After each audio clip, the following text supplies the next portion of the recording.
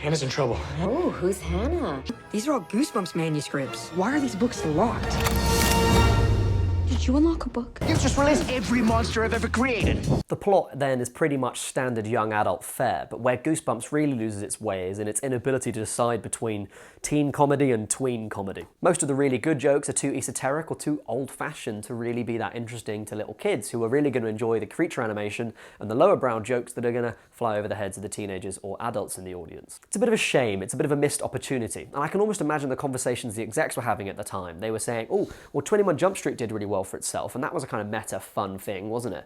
Oh, but then, you know, Lego Movie has just come out, so maybe we should try and go for a younger audience, failing of course to understand that the best thing about both of those films was how broad they split their demographic. It's hard to imagine now, but Goosebumps used to be huge. It actually sold more copies than the Harry Potter series, which tells you the saturation of kids who had them or read at least one of them, or even saw that infamous TV series that gave us Ryan Gosling. And now Sherry's disappeared. It's all my fault. I really like Goosebumps. I'm a huge fan of the TV series, and it really introduced me to horror, even at a time when I found that very scary.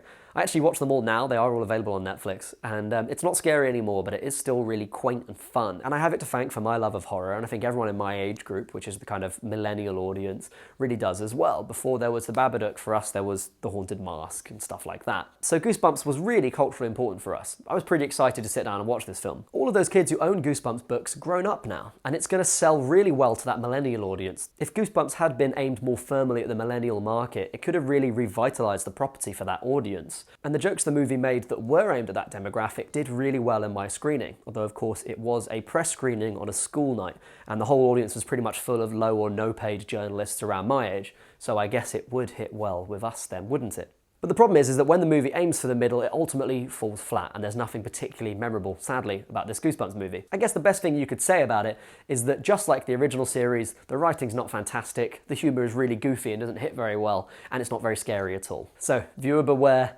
don't go and see Goosebumps. I didn't have a rhyme built for that one, that sucks, oh well.